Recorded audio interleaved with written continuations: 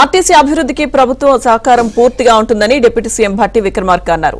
హైదరాబాద్ నగరంలో green electric బస్సులను మంత్రి పొన్నం ప్రభాకర్ తో కలిసి ఆయన ప్రారంభించారు. కాలుష్య నియంత్రణ చర్యలో భాగంగా కేంద్ర రాష్ట్ర ప్రభుత్వాలు గ్రీన్ ఎలక్ట్రిక్ బస్సులను తీసుకొచ్చాయి. గత ప్రభుత్వంలో ఆర్టీసీ ఉద్యోగులు జీతాల కోసం ఇబ్బంది పడ్డారని డిప్యూటీ సీఎం భట్టి విక్రమార్క అన్నారు. ప్రభుత్వ రంగ సంస్థలను కాంగ్రెస్ కాపాడుతుందని హామీ ఇచ్చారు. ఆర్టీసీ ఆస్తులు అమ్మే ప్రసక్తే లేదని స్పష్టం చేశారు.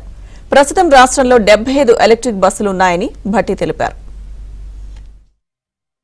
ఎప్పుడు ప్రైవేట్ పరం చేస్తారో అనేటువంటి ఆందోళన, ఆర్టీసీ ఆస్తులను అమ్ముతారో అనేటువంటి ఆందోళన, ఆర్టీసీని పూర్తిగా ప్రైవేట్ పరం చేసి రాష్ట్ర ప్రభుత్వ రంగ సంస్థగా మిగలదేమనేటువంటి ఆందోళన ఎప్పుడూ వింటూ ఉండేవాళ్ళం.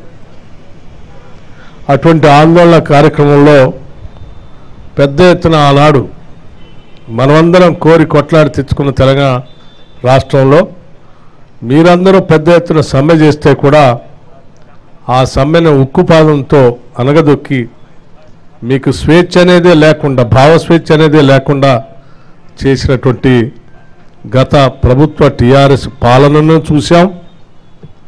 ఈరోజు పట్టుమని 90 రోజులు కూడా పూర్తి కాలేదు.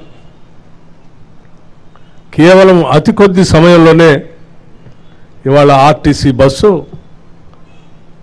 కొత్త బస్సులతో ఆర్టీసీ తిరుగుతూ ఉంది. తిరగటమే కాదు, గతంలో ఇక్కడే డాక్టర్ బాబాసాహెబ్ అంబేద్కర్ గారి సాక్షిగా 100 బస్సుల్ని ప్రారంభోత్సవం చేసుకున్నాం, కొత్త బస్సుల్ని. మళ్ళీ తిరిగి ఈరోజు ఎలక్ట్రిక్ బస్సులు 25 బస్సులు ఈరోజు నాన్ ఏసీ బస్సుల్ని ఈరోజు కొత్త ప్రారంభం